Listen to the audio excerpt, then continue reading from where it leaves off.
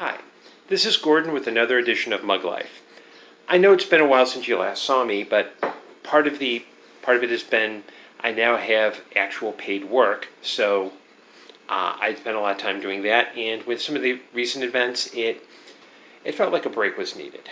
But I thought for this episode, I wanted to look at something where it's not only a positive cause, but brings back a lot of memories. And this mug has the old Comics Code Authority seal on it. And all of you know the history. It was self-policing by comic publishers so that they didn't do things that were offensive, like monsters and crime and stuff like that. As that ended, the Comic Book Legal Defense Fund bought the actual seal and some of the paperwork, and they use it as a fundraising effort. I'll leave a link below because you can get like T-shirts and pins with the seal on it. I don't know if you can get the mug. I've got the mug, and I also have there's a thermal mug, a metal thermal mug. When I think of comics, I think of a lot of really cool people that I know. The first is Terry, who runs Third Coast Comics over at, it's near the Loyola Red Line. It's on Sheridan near Loyola University. It's actually part of the Granada building, which used to be a theater, but they couldn't rehab the theater because it was all worn out. So they built an office building. But Terry's a cool guy. If you ever get a chance to buy comics, buy from him because he's really cool. He knows his stuff. But the other set of memories it brings back are the first real writing gig that I had. It was for a site called Comic Related. If you follow me on Patreon, links at the end, you know that I've been republishing a lot of my past columns, but I got my start there over 10 years ago. In fact, I think it might have been 2000. I think I was still in St. Louis at the time.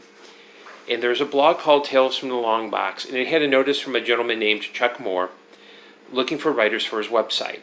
And I think I was one of the first columnists that wasn't in-house. And he and I talked, and he had made it clear that they couldn't pay me, but that there was a potential for convention tickets and complimentary books and things like that, and contributors' copies, and review copies, and I got to do that. And I met a whole bunch of really cool people, many of whom I rarely talk to now.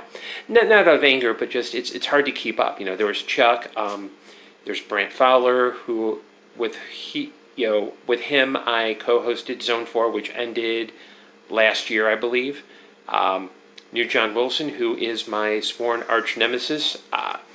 Let's see, there was, and I know I'm going to point out a bunch of names and I'm going to forget a bunch of you, so I'm sorry. There was Mayor Don Johnston, Eric Radcliffe, Spaced, Chris, Decapitated Dan, a lot of really cool people. And the really nice thing, I hold that time with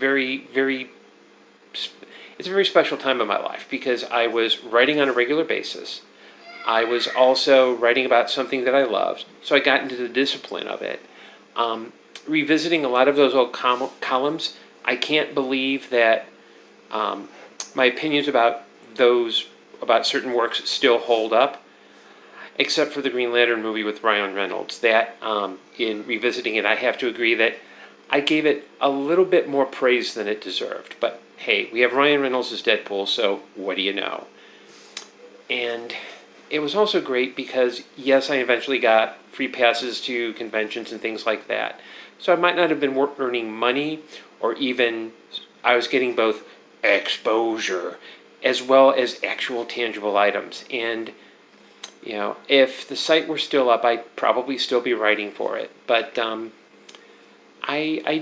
it's one of the few things that I don't do anymore that I actually miss.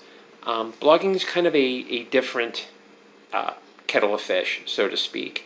And quite frankly, I think now in these times, it's easy to focus on pleasant memories. It's a lot harder to use those to motivate to create new pleasant memories.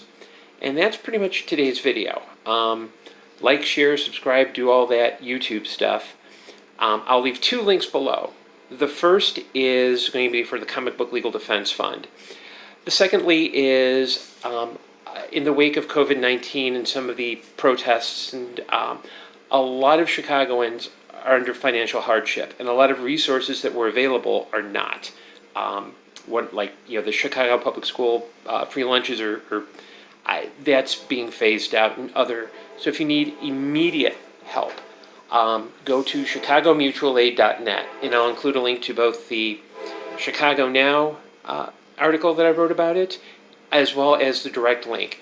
You can donate and helps others out in this time of need. Hey, look, train!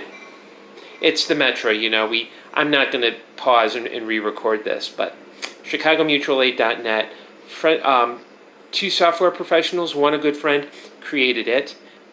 So there's some free plug for that. So chicagomutualaid.net. And then if you want to support my writing, blogging, etc., I'll have links to my Patreon, Ko-Fi, and all that other good stuff. Thanks for watching, and see you next time.